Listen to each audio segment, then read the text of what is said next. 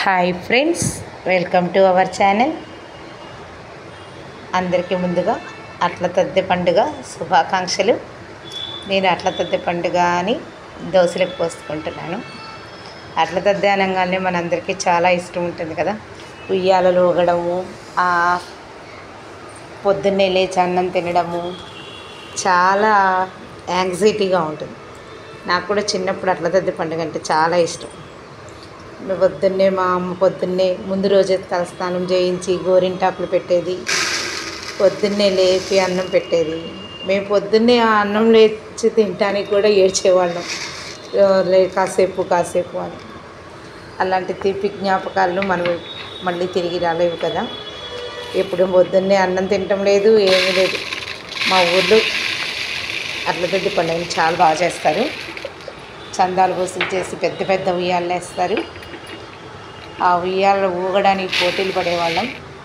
స్కూల్కి వెళ్ళేటప్పుడు స్కూల్ మధ్యలో కూడా ఉయ్యాలు కనిపిస్తే ఉయ్యాల దగ్గరికి వెళ్ళిపోయేవాళ్ళం. అసలు మా ఊర్లో అట్ల తద్దె పండుగని ఎంత బాగా చేస్తారంటే, ప్రతిరోజు టిఫిన్లు అలా తినేవాళ్ళు కాదు. ఈ అట్ల తద్దె పండుగకి ప్రత్యేకంగా దోశల పిండి మరేయించుకొని ఆడపిల్లల్ని పిలుచుకొని అసలు ఎంత సంతోషంగా ఉండేవాళ్ళు.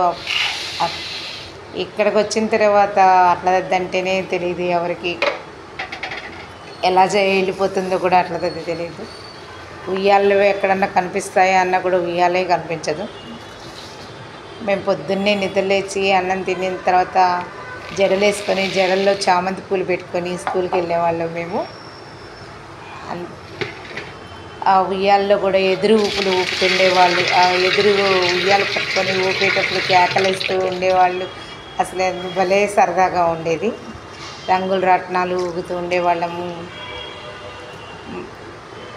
అప్పుడు దోశ అట్ల తద్దె అంటేనే దోశలకి తినాలన్న యాంగ్జైటీగా ఉండేది. ఇప్పుడేమో రోజు దోశలే తింటుంటిమి. అట్ల తద్దెకి బదులు రోజు డైలీ దోశ, అట్ల తద్దె రోజు దోశ. అదే మా చిన్నప్పుడు అలా చేసుకునేవాళ్ళం అట్ల తద్దె.